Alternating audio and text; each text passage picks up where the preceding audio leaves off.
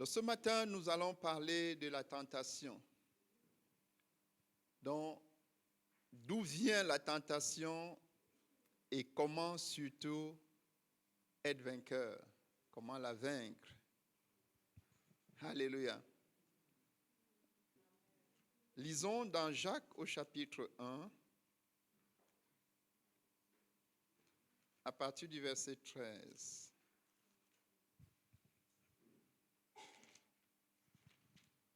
Jacques 1, à partir du verset 13. Que personne, lorsqu'il est tenté, ne dise « C'est Dieu qui me tente ». Car Dieu ne peut être tenté par le mal, et il ne tente lui-même personne. Mais chacun est tenté quand il est attiré et amorcé par sa propre convoitise. Puis, la convoitise, lorsqu'elle a conçu, enfante le péché, et le péché, étant consommé, produit la mort. Gloire à Dieu. Donc, ce passage est très important. Il a plusieurs enseignements, mais nous allons en tirer au moins deux ce matin. Le premier enseignement qu'il nous donne, c'est au verset 13. Et cet enseignement nous dit clairement que la tentation ne vient pas de Dieu. Il dit au verset 13 que personne, lorsqu'il est tenté, ne dise « c'est Dieu qui me tente ». Car Dieu ne peut être tenté par le mal et lui-même, il ne tente personne. Donc ça, c'est capital. Première chose à noter, la tentation ne vient pas de Dieu. Dieu ne tente personne. Dieu ne tente personne. Dieu peut nous éprouver pour affermir notre foi et la faire grandir. Dieu peut nous éprouver pour tester notre amour envers lui. Mais Dieu ne tente personne.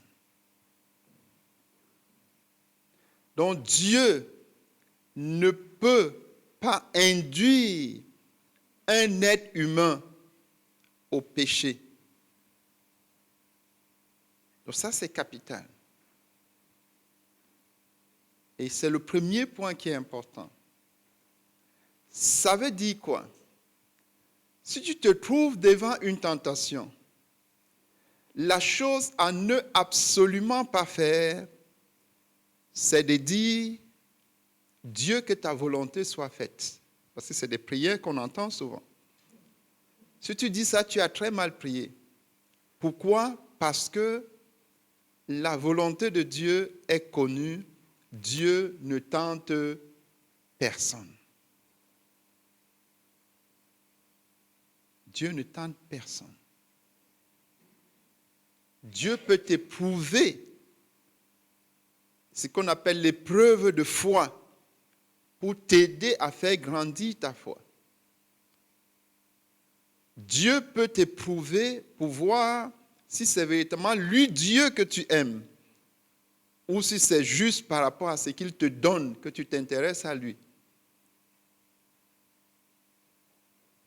Mais Dieu ne tente personne. Qui savait ça? Ça, c'est la première leçon importante ici. Dieu ne tente personne. Alléluia. Donc, si on exclut Dieu, la tentation ne vient pas de Dieu, elle ne viendra pas de Dieu. Celle qui est actuellement devant toi et celle qui pourra être devant toi ne vient pas de Dieu. Elle ne vient pas de Dieu. Le passage nous donne donc une première information capitale à partir du verset 14. Donc, mais chacun est tenté quand il est attiré et amorcé par sa propre convoitise. Puis la convoitise, lorsqu'elle est conçue, enfane le péché. Et le péché étant consommé, produit la mort. Donc, premier point important, tu notes que la tentation peut venir de l'affection de la chair et de la convoitise du monde, ce qu'on appelle les 6 P.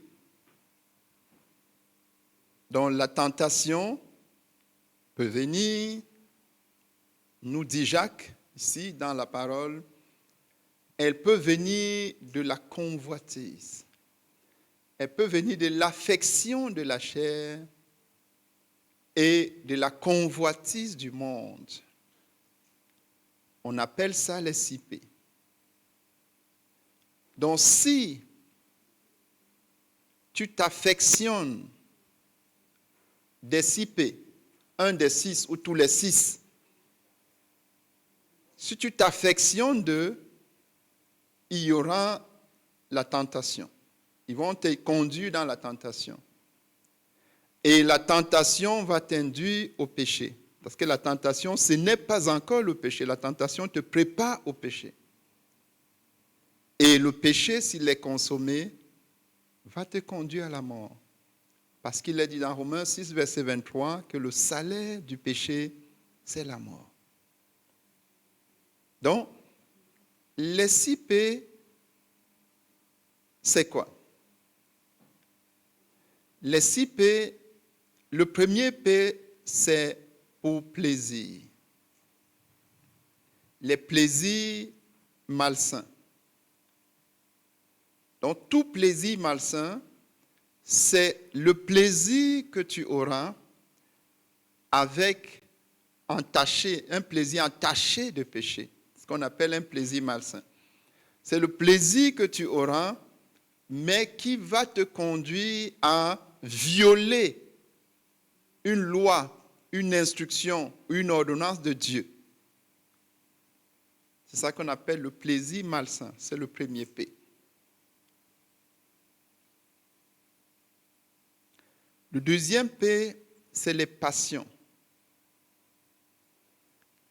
Les passions qui font la guerre à l'âme, nous dit la parole. Ce sont les mauvaises passions. Si tu as la passion de gagner les âmes, ça c'est une bonne passion. Cette passion-là ne va pas te conduire à la tentation qui te conduira au péché.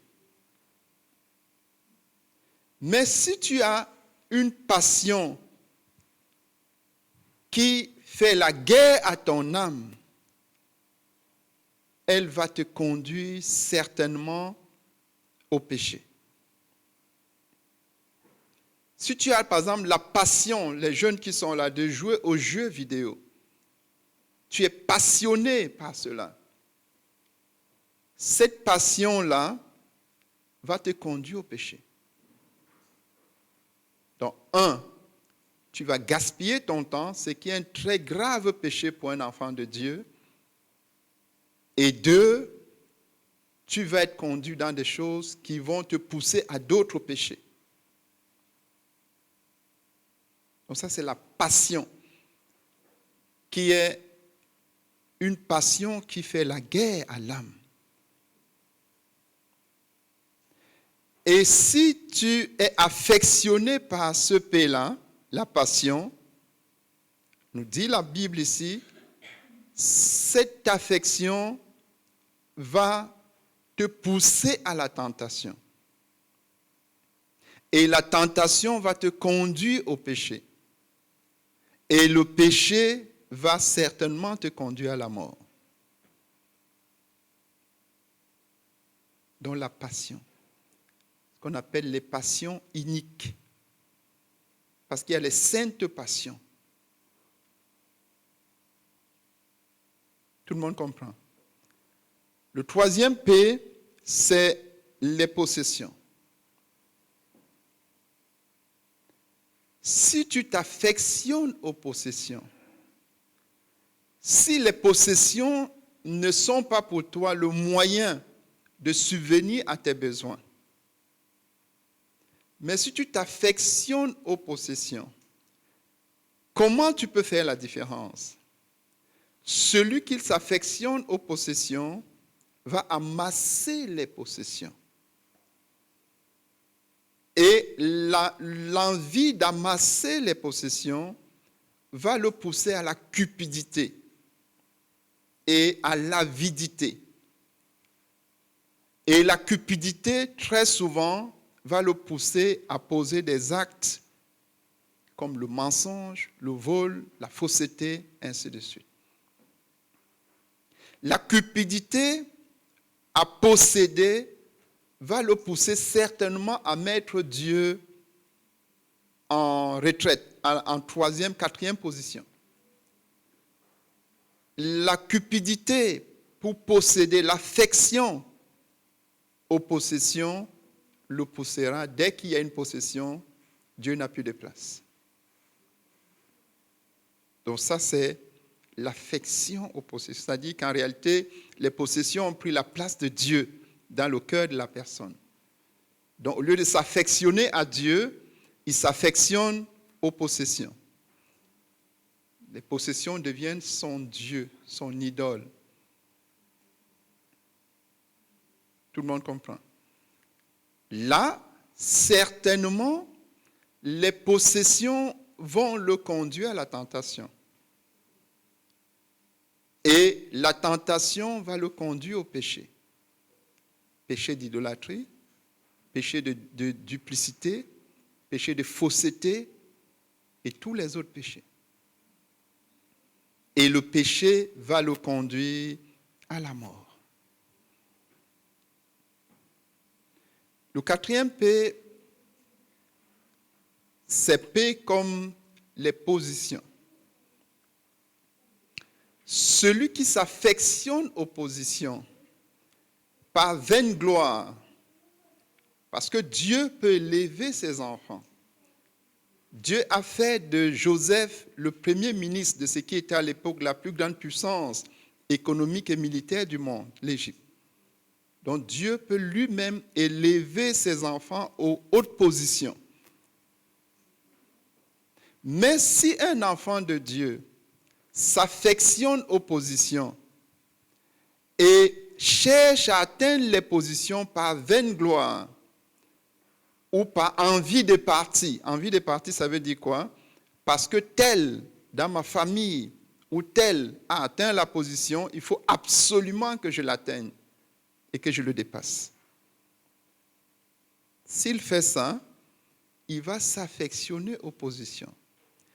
Et pour atteindre la position, il va commettre de nombreux péchés.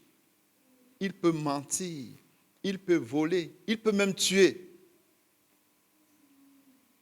pour atteindre la position. Et la position, le conduisant au péché, le péché va le conduire à la mort. Il y en a qui sont allés même jusqu'à la mort physique précoce. Je vous dis authentiquement, parce qu'ils s'affectionnaient aux positions. Donc il y a P comme position. Les positions qu'on recherche par vaine gloire. Pas parce qu'on veut utiliser, on veut se servir de la position pour être utile à Dieu, le peuple de Dieu, mais parce qu'on veut se servir de la position pour sa gloire personnelle. Elle va toujours conduire au péché. Et le péché conduira à la mort. Ensuite, il y a le cinquième P comme le pouvoir. C'est un des P les plus dangereux. Et le pouvoir, quand on s'affectionne au pouvoir, on marche sur tout, y compris les êtres humains créés par Dieu. On écrase tout à son passage pour atteindre le pouvoir. On ment, on vole, on tue, on fait tout cela pour atteindre le pouvoir. Vous savez très bien de quoi je parle. Et le pouvoir va rendre la personne ivre. Le pouvoir rend ivre. Le pouvoir va déformer la personne. Le pouvoir va rendre la personne en un monstre. Et donc, il va multiplier les péchés. Il va arriver à un niveau où il est insensible. Et l'affection du pouvoir va certainement le conduire à la mort. Donc, paix comme le pouvoir. Et nous pouvions penser que cela se verra seulement à l'extérieur de l'Église. Mais si tu es un enfant de Dieu et que tu t'affectionnes au pouvoir, la parole ici est en train de te dire que ton issue est la claire. Tu seras tenté, la tentation te conduira au péché, péché de l'orgueil, péché de la prétention, péché d'écraser les autres pour garder ton pouvoir. Et cela te conduira certainement à la mort. Tout d'abord la mort spirituelle, parce que la Bible dit que Dieu résiste aux orgueilleux. La communion avec Dieu va cesser. Mais ça peut aussi conduire à la mort physique précoce.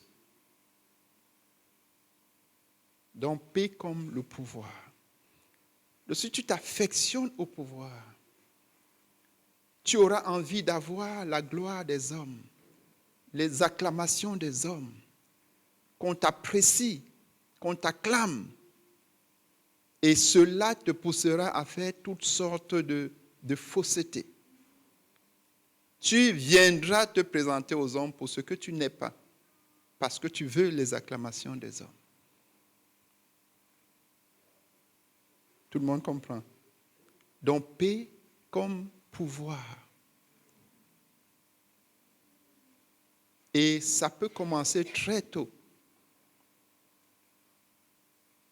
Ça peut être dans ton cœur et tu n'as pas encore eu l'opportunité de l'exprimer, mais c'est agi en toi dans ton cœur. Et Dieu va te laisser et te donner une petite opportunité pour t'aider à te repentir. Mais très souvent, celui qui est affectionné du pouvoir va la saisir pour manifester l'état de son cœur. Et cette affection va le conduire au péché. Et le péché le conduira à la mort. Le sixième P, c'est le P comme la popularité. Si tu aimes être populaire, vous voyez, c'est de plus en plus en vue ces derniers temps où la popularité ne coûte plus qu'un quelques clics derrière son ordinateur. Et les gens vont chercher à être en vue, chercher à être populaires. Et la recherche de la popularité conduira les hommes à toutes sortes de faussetés, toutes sortes de manipulations. Donc, s'il y a un de ces P auquel tu t'affectionnes, la parole ici est en train de nous dire que cela va te conduire à la tentation. Ta tentation viendra de cette affection-là. Et la tentation te conduira au péché. Et le péché, lorsqu'il est consommé, va produire la mort. Donc ça, frère, c'est capital de bien comprendre ça. Et de se dire ce matin, il y a moyen de vaincre ce premier type de tentation. Et le Seigneur nous dit comment le faire.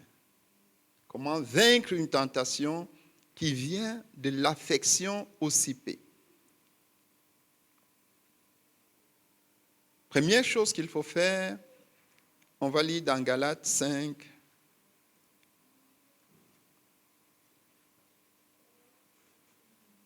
Mais tout le monde comprend déjà ce point. C'est-à-dire que l'affection à un des P, si tu t'affectionnes, cela va te conduire à la tentation. Et la tentation va te conduire au péché. Et le péché étant consommé va produire la mort. Le péché étant consommé va produire la mort. Donc regarde attentivement. Il y a le plaisir malsain. Il y a les passions. Il y a les possessions. Il y a les positions. Tu aimes toujours avoir la première place. Il y a le pouvoir. Le pouvoir. Le pouvoir. Dominer, commander. Il y a la popularité. Tu veux avoir des vues. Tu veux être vu. Tu veux être populaire. Tu veux que tout le monde te connaisse. Au lieu de faire connaître Jésus, tu veux qu'on te connaisse. Chacun de ces pays conduit à la tentation. La tentation conduit au péché et le péché conduit à la mort. Le Seigneur nous dit comment en sortir. Dans Galates 5, verset 24. Galates 5, verset 24. Ceux qui sont à Jésus-Christ ont crucifié la chair avec ses passions et ses désirs. Ceux qui sont à Jésus-Christ ont crucifié la chair avec ses passions et ses désirs. Ça, c'est la première bonne nouvelle. Si ce matin, tu te dis, je ne veux pas mourir, et je sais que tu ne veux pas mourir, mais il n'y a pas d'autres issues. Si tu avances dans la voie qui est en bas là, tu vas mourir. Tentation conduit au péché, le péché à la mort. Donc si tu dis, moi je ne veux pas mourir, je ne veux pas tuer ma relation avec Dieu, je ne veux pas mourir de manière précoce, physiquement, ce qu'il faut faire, c'est d'accepter ce que la parole de Dieu dit. Lis encore, Galates 5, verset 24. Écoute bien. Galates 5, verset 24.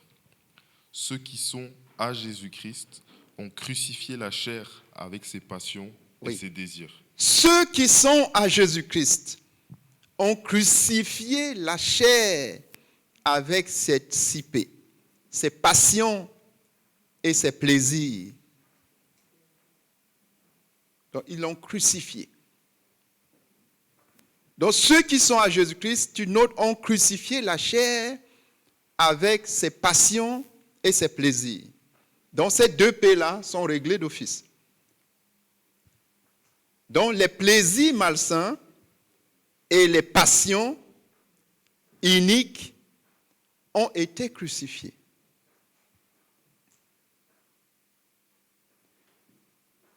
Tu dois donc te dire, moi qui suis en Christ, ma chair, mes passions et les plaisirs malsains ont été crucifiés. Donc, le premier moyen pour avoir la victoire sur cette tentation, c'est d'accepter l'œuvre de la croix.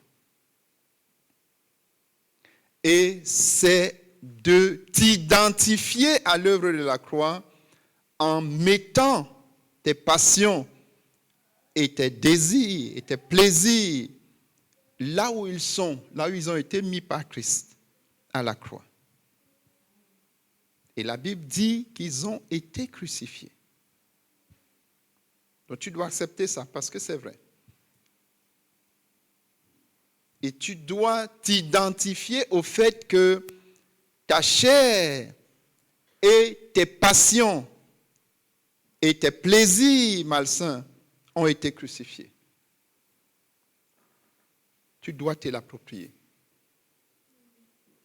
Là, tu règles la question des 2 premiers P.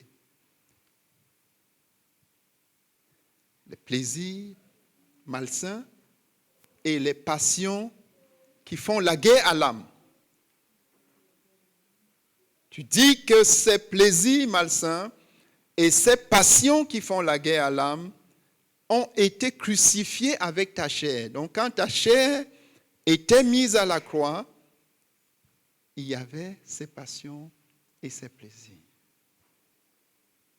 Tu dis, moi, je suis en Christ. Et comme tu prends ce passage-là, simplement, tu te l'appropries, tu le proclames jusqu'à ce qu'il soit vrai pour toi. Parce qu'en réalité, c'est la vérité. Et tu règles la question de ces 2 P. Tout le monde comprend. Si chaque matin, quand tu te lèves, tu proclames quelquefois, tu dis, je suis en Christ. Étant en Christ, ma chair, avec ses passions et ses désirs, ont été crucifiés. Donc, tu règles la question des 2 premiers P. Oui.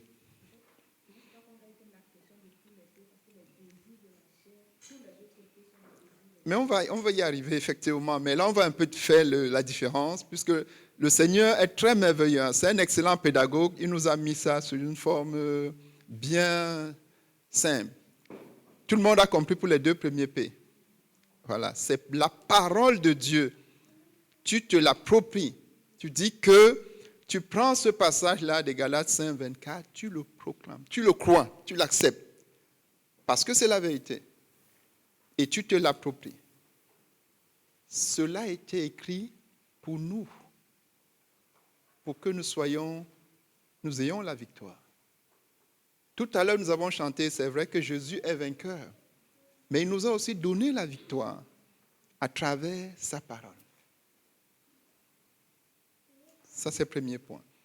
Maintenant, justement, pour que maman soit dans le... On va aborder les 4 autres P. Lis Galates 6, verset 14. Écoutez bien. Galates 6, verset 14. Oui. Pour ce qui me concerne, loin de moi la pensée de me glorifier d'autre chose que de la croix de notre Seigneur Jésus-Christ, par qui le monde est crucifié pour moi, comme je le suis pour le monde. Qui parle? Paul. C'est-à-dire qui? Le disciple de Jésus. Maintenant, tu t'appropries ça. Tu dis, pour ce qui me concerne, moi, enfant de Dieu, disciple de Jésus, lis encore. Pour ce qui me concerne, loin de moi la pensée de me glorifier d'autre chose que de la croix de notre Seigneur. Loin de moi la pensée de me glorifier d'autre chose. Très important. Je ne veux pas me glorifier des possessions. Je ne veux pas me glorifier des positions. Je ne veux pas me glorifier du pouvoir. Je ne veux pas me glorifier de la popularité. Je veux me glorifier d'une seule chose, laquelle?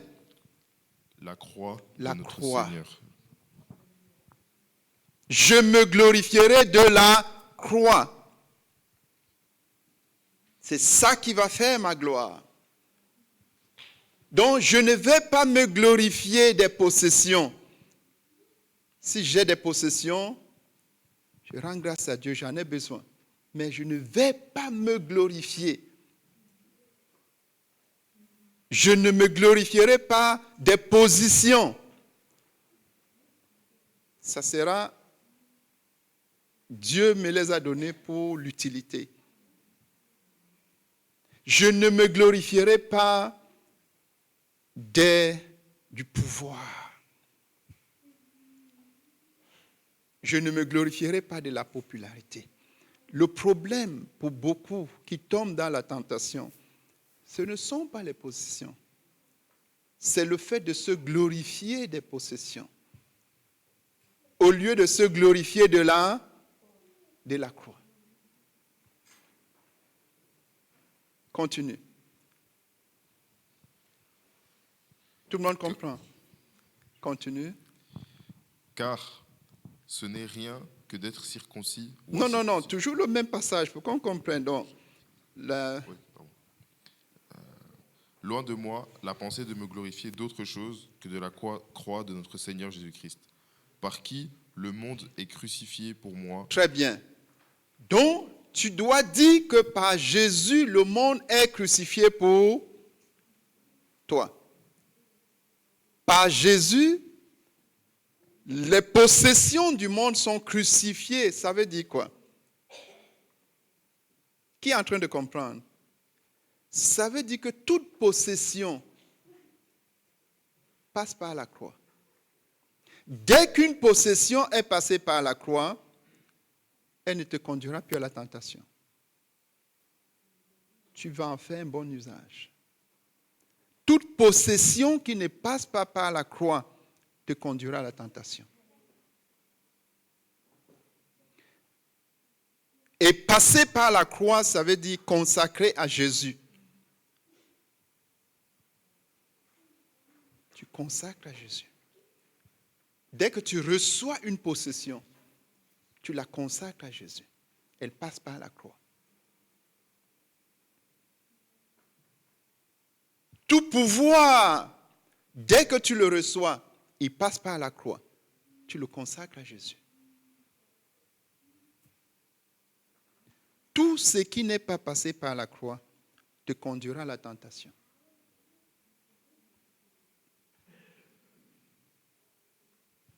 Il dit, le monde a été crucifié pour lui.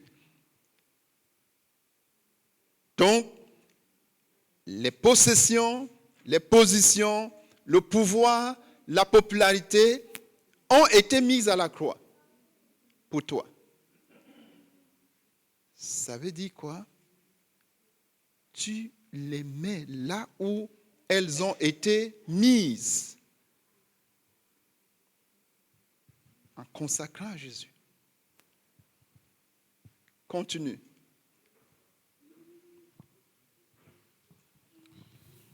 Le monde est crucifié pour moi comme je le suis pour le monde. Comme je le suis pour le monde.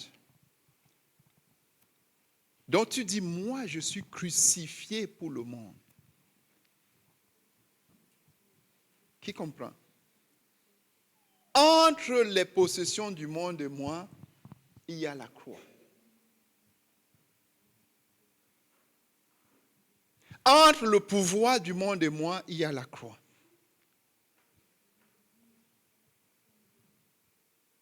Frère, voilà comment faire pour vaincre la tentation qui vient de ces autres 4 P. Tu dis, moi, disciple de Christ, le monde est crucifié pour moi. Un enfant de Dieu qui ne croit pas que le monde est crucifié ne croit pas en l'œuvre de la croix. Parce que Jésus est allé à la croix pour crucifier le monde. Et nous avons chanté tout à l'heure, c'est vrai, qu'il a vaincu, c'est-à-dire il a crucifié le monde. Il dit, j'ai vaincu le monde. Tout le monde comprend. Voilà ce que le Seigneur nous préconise de faire. Maintenant, deuxième chose très pratique, dans 2 Timothée 2, verset 22, la parole de Dieu nous dit de fuir les passions de la jeunesse. Ça veut dire quoi? C'est une action pratique. Fuir les passions. Donc si je ne fuis pas, je serai tenté. Et je vais tomber dans la tentation en commettant le péché. Et le péché va me conduire à la mort. Si je suis le conseil de Jésus, et je fuis, je ne serai pas tenté. Il dit, fuyez les passions de la jeunesse. Lis pour nous 2 Timothée 2, verset 22. 2 Timothée 2, verset 22. Fuis les passions de la jeunesse et recherche la justice, la foi, la charité, la paix, avec ceux qui invoquent le Seigneur d'un cœur pur. Exact. Donc tu fuis et tu recherches ces autres paix, le paix qui est la foi, ainsi de suite, les vraies paix, avec ceux qui le font d'un cœur pur. Donc tu prends ta place au milieu des enfants de Dieu.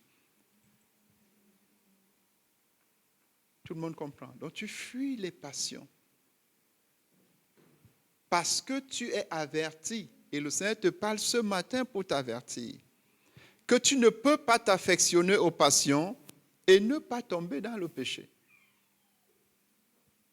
Et si tu tombes, ça ne sera pas Dieu qui t'a tenté, c'est toi-même qui, par l'affection à ces passions, est tombé. Et comme tu ne veux pas tomber pour mourir, qu'est-ce que tu dois faire? Fuir. Et rechercher avec tes autres frères et sœurs qui fuient aussi la passion. Parce que vous allez vous encourager, vous allez vous tenir ensemble, vous allez vous édifier. Donc tu cherches la compagnie des autres vrais disciples de Christ.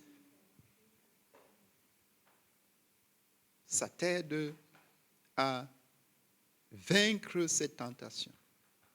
Parce que si tu ne la vains pas, elle va te conduire certainement au péché. Et le péché va te conduire à la mort.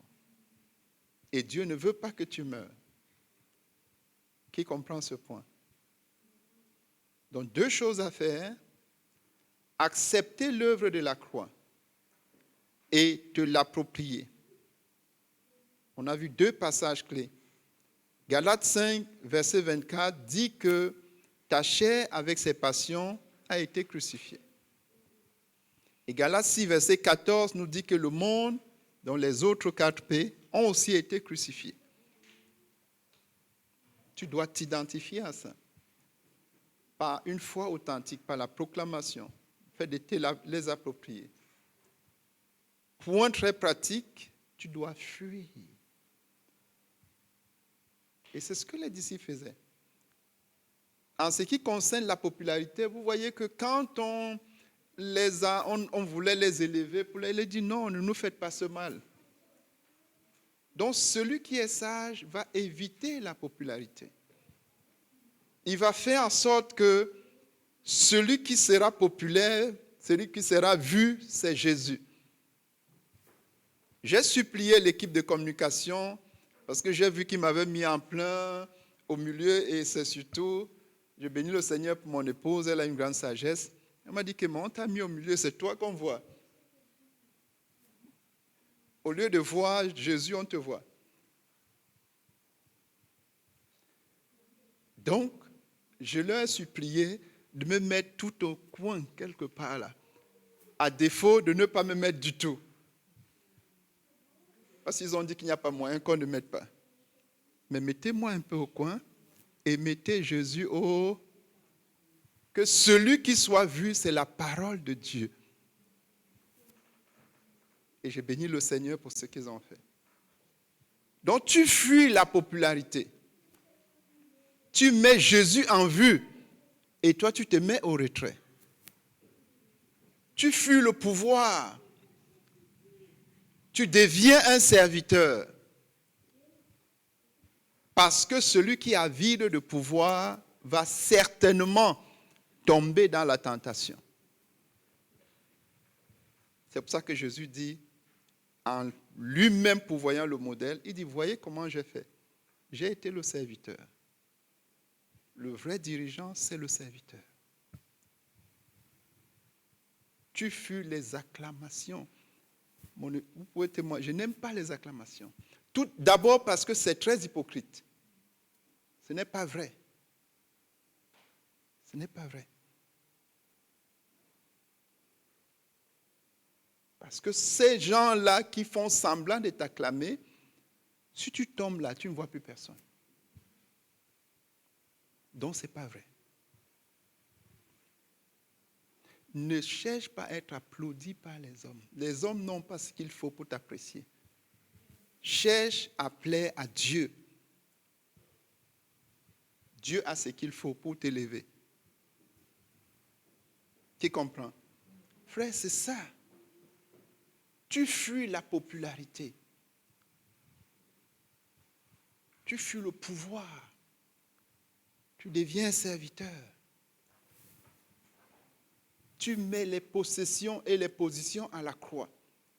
Dès que le Seigneur te donne une possession, tu la mets à la croix, en la consacrant au Seigneur.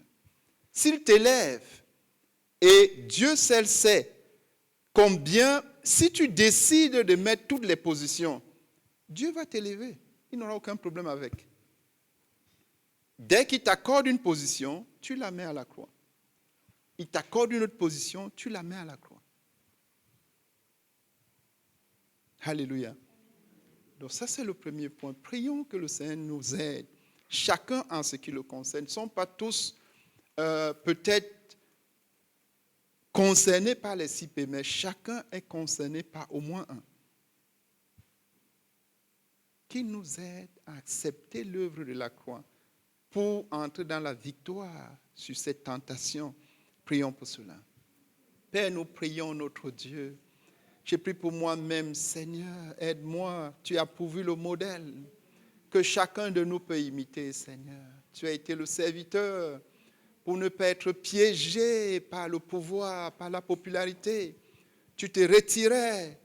Oh Seigneur, je prie que chacun de nous comprenne ceci. Tu nous donnes le moyen de ne pas tomber dans cette tentation qui va conduire au péché, à la mort. Donne-nous de comprendre cela et que chacun travaille sur chacun de ces 6P. Au nom de Jésus-Christ. Amen. Gloire à Dieu. Amen. Deuxième chose qui peut te conduire à la tentation, c'est l'oisiveté et la paresse. L'oisiveté et la paresse vont conduire à la tentation. Nous savons tous l'histoire très douloureuse de David. Tout le monde voit la différence entre l'oisiveté et la paresse. Donc, si tu es paresseux, tu es d'office oisif. Mais tu peux être oisif sans être paresseux. Oui, l'oisiveté, ça va arriver. C'est le cas de David. C'est un très brave combattant du Seigneur. Mais il est entré dans l'oisiveté. C'était juste ponctuel et même de courte durée. Mais les conséquences ont été dramatiques. Et suivent ses descendants jusqu'à ce jour. Le prophète est venu lui dire que l'épée ne quittera jamais sa maison. Et le problème de départ, c'était l'oisiveté. Donc, il a voulu être un peu oisif et prendre un temps d'inactivité. L'oisiveté, c'est prendre un temps d'inactivité. Les enfants de Dieu n'ont pas de temps d'inactivité. Parce que ce qu'ils ont à faire pour le royaume de Dieu, et en plus par justice pour ce monde passager, exige à chacun qu'il rachète le temps. Et d'ailleurs, il y a un dicton populaire qui dit que l'oisiveté est la mère de tous les vices. Ça, c'est populaire. Maintenant, si on vient parmi les enfants de Dieu, c'est encore plus grave. Et vous avez vu ce qui s'est passé avec David. À cause de l'oisiveté. L'oisiveté l'a poussé à la tentation. La tentation l'a poussé au péché. Quand nous lisons dans 2 Samuel 11, nous voyons qu'il a en un jour violé les 6 des 10 commandements. À cause de l'oisiveté. Donc, l'oisiveté peut conduire à la tentation. C'est pour ça qu'on insiste sur le fait qu'un enfant de Dieu ne doit pas être oisif. Il faut être en train de faire quelque chose, de t'occuper utilement. Il ne faut pas être oisif. Tu ne peux pas être oisif et ne pas tomber dans la tentation. Paul dit aux femmes Paul dit à Timothée de dire aux femmes qu'elles ne doivent pas être oisives. Parce que si elles sont oisives, elles vont aller de maison en maison et elles seront des causeuses et elles vont faire des problèmes. Et aujourd'hui, maison en maison, c'est des réseaux sociaux en réseau social. Tu zappes là-bas, tu vas, tu crées des problèmes, tu crées ainsi de suite. Il dit, dites-leur de ne pas être oisifs. Donc frère, ça c'est un point important. Arrange-toi à ne pas être oisif. C'est pour ça, les jeunes ici le savent, on vous a toujours dit de faire un planning. Et non seulement de le faire, mais de le respecter. Si tu fais ça, tu ne seras pas oisif. Donc tu t'efforces à t'occuper utilement. À la limite, même si c'est le bénévolat. J'encourage les gens, je dis, même si tu n'as pas encore trouvé le travail, va faire un bénévolat. Si tu ne veux pas travailler pour Dieu, parce que tu peux travailler pour Dieu, en attendant que tu trouves le travail séculier, il y a tellement à faire. Mais au moins, va faire au moins le bénévolat. Occupe-toi pour éviter de tomber dans la tentation. Donc une autre oisiveté. Et il y a la paresse. La paresse, ça c'est encore plus grave. Mais ça peut être traité. Et tu peux entrer dans la victoire sur la paresse. La paresse n'est pas une fatalité. Quand tu deviens un enfant de Dieu, les choses deviennent nouvelles. Tu peux être affranchi de la paresse. Parce que sinon, tu vas être tenté et tu vas tomber dans le péché. Et le péché va te conduire à la mort. Donc la paresse, Dieu hait la paresse. Les paresseux sont des pires ennemis de Dieu. Et sur ce point-là, le Seigneur nous a dit ce qu'il faut faire. Lis pour nous le conseil du sage, et chacun de nous peut le suivre. Proverbe 6, à partir du verset 6. Proverbe 6, à partir du verset 6. Va vers la fourmi, paresseux. Va vers la fourmi, paresseux. Et fais quoi? Considère ses voies et deviens sage. Considère ses voies et deviens sage. Le Seigneur dit à chacun de nous ce matin, va vers la fourmi. Ne sois pas prétentieux pour dire c'est juste une fourmi. Va vers la fourmi et considère ses voies et deviens sage. Continue. Elle n'a ni chef, ni inspecteur, ni maître. Elle prépare en été sa nourriture. Elle amasse pendant la moisson de quoi manger. Voilà. Elle n'est pas indigente, la fourmi. Il dit, va vers la fourmi. Ne sois pas prétentieux, dis moi je suis un homme. Va vers la fourmi. Et observe ses voies et sois sage. Observe ses voies et sois sage. Continue. Paresseux, jusqu'à quand seras-tu couché? Jusqu'à quand seras-tu couché, mon frère, ma soeur? Lève-toi. Jusqu'à quand seras-tu couché? Lève-toi et fais quelque chose. Occupe-toi. Continue.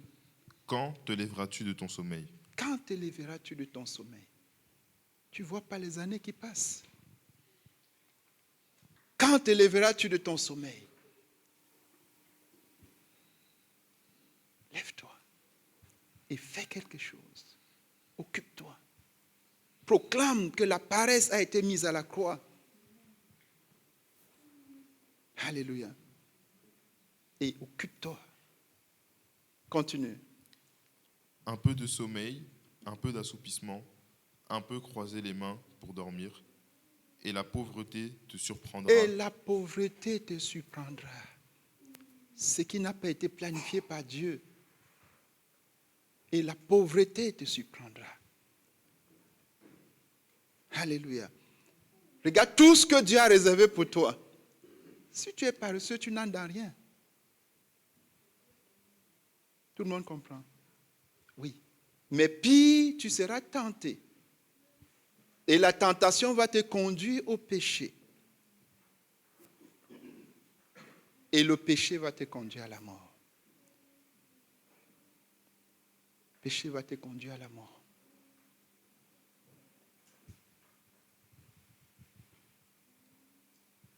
Le péché va te conduire à la mort.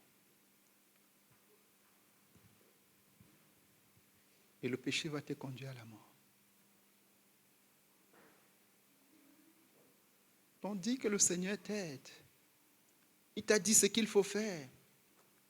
Va, humilie-toi, va voir la fourmi. Apprends de la fourmi et fais comme elle. Fais comme elle. Gloire à Dieu. Dernier point, la tentation peut venir du malin et de ses agents. Mais on a mis ça au dernier point. Parce qu'il faut qu'on comprenne très bien. Parce que très souvent, quand on parle de la tentation, on voit juste le diable. Non. Et pour les enfants de Dieu, ce n'est même pas ça que tu dois voir en premier. Mais la tentation peut aussi venir de lui et de ses agents. Notre Seigneur de gloire lui-même a été tenté. La Bible nous dit que Dieu, il est allé au désert et il a été tenté par le diable. Et vous voyez, pas par Dieu, hein, par le diable. On a dit que Dieu ne tente personne. Donc, tu peux être tenté par le malin et ses agents à travers sa séduction, à travers sa tromperie, à travers sa ruse. La Bible dit dans Genèse 3 que le serpent qui était le plus rusé de tous les animaux est venu vers Adam et Ève. Et il les a tentés, il les a séduits. Donc ça peut arriver qu'on soit tenté. Mais la tentation, ce n'est pas encore le péché. Vous voyez que le Seigneur a été tenté, mais il n'a commis aucun péché. Donc tu peux être tenté par le diable. Ça ne vient pas de toi, ça vient de l'extérieur. C'est l'ennemi de ton âme et ses agents qui veulent faire ça.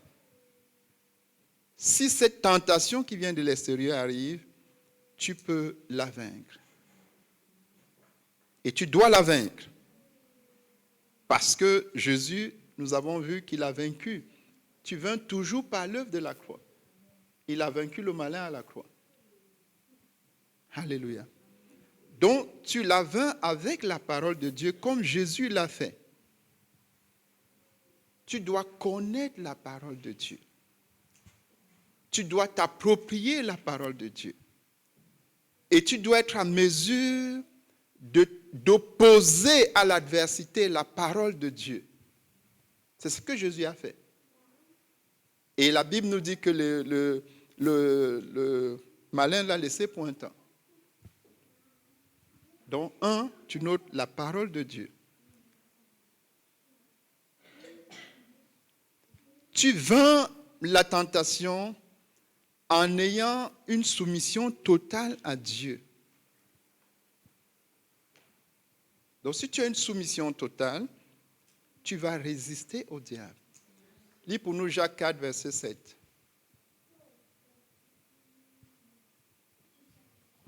Jacques 4, verset 7. Soumettez-vous donc à Dieu, résistez au diable, et il fuira loin de vous. Voilà. tu te soumets à Dieu. En te soumettant à Dieu, tu résistes au diable et il s'enfuit loin de toi. Donc tu te soumets à Dieu. Tu te soumets à la parole de Dieu. Tu te soumets aux voix de Dieu. Tu apprends de la parole de Dieu comment les autres ont vaincu la tentation quand elle venait du diable lui-même ou de un de ses agents.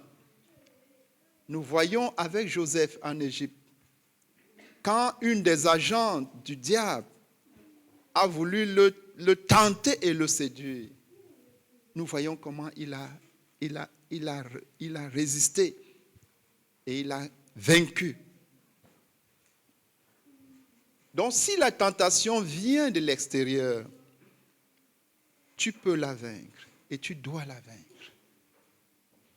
Par la parole de Dieu, par la prière, par les armes que Dieu t'a données. Et le Seigneur nous dit dans Éphésiens 6 qu'il nous a donné les armes. Pour faire quoi? Lis Éphésiens 6, à partir du verset 10.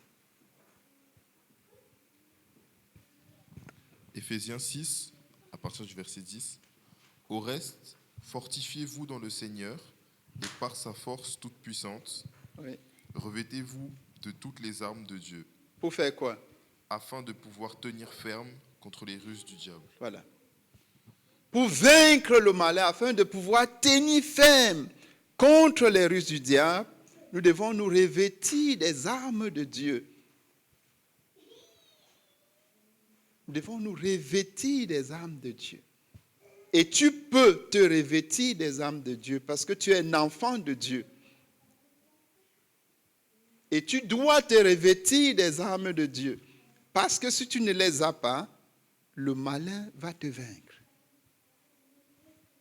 Mais si tu les as, tu vas le vaincre. Il dit, revêtez-vous des armes de Dieu pour vaincre le malin. Pour triompher de sa ruse, de sa séduction, de sa tromperie. On se revêt des armes de Dieu. Et les armes de Dieu sont listées. Il y a la parole de Dieu pour simplifier. Et il y a la prière. Voilà les armes de Dieu. La vérité, la justice. La parole. La parole de Dieu, c'est une épée à double tranchant. Quand tu la brandis, l'ennemi est obligé de s'éloigner. Mais pas juste réciter. Si tu récites, puisque l'ennemi sait si tu connais la parole, si tu l'as acceptée ou pas. Si tu récites, tu ne le fais pas trembler. Mais s'il te voit et sait que tu es quelqu'un qui a accepté la parole de Dieu et qui obéit à la parole de Dieu, il tremble. Il tremble. C'est pour ça que parmi les armes citées, la première, c'est la justice. Si tu pries n'étant pas dans la justice, tu fais du bruit. Et ça ne va pas faire trembler l'ennemi. Mais si tu es dans la justice, si tu es dans la vérité, tu vas faire trembler l'ennemi. Alléluia. Donc, voilà ce que le Seigneur nous dit concernant la tentation. Pour résumer, elle peut venir dissiper. On a vu comment éviter celle-là. Elle peut venir de l'oisiveté et de la paresse. On a aussi vu comment éviter. Tu mets à la croix ce matin l'oisiveté et la paresse et tu commences à travailler. Et elle peut venir du malin et de ses agents. Tu as la parole de Dieu et tu as la prière pour tenir face à ce troisième type de tentation. Alléluia. Et nous allons prier le Seigneur qu'il nous aide chacun de nous à entrer dans la victoire sur les trois types de tentations. Tu peux avoir la victoire. Prions pour cela. Père, nous prions notre Dieu pour chacun de tes enfants, Seigneur. Tu peux, chacun de nous peut entrer dans la victoire. Aide-nous. Tu nous parles ce matin afin que nous puissions effectivement entrer dans la victoire. Que que chacun, ce qui le concerne, identifie la tentation qui est devant lui. Utilise le moyen que tu as pourvu ce matin pour entrer dans la victoire. Au nom de Jésus-Christ. Amen. Que le Seigneur vous bénisse.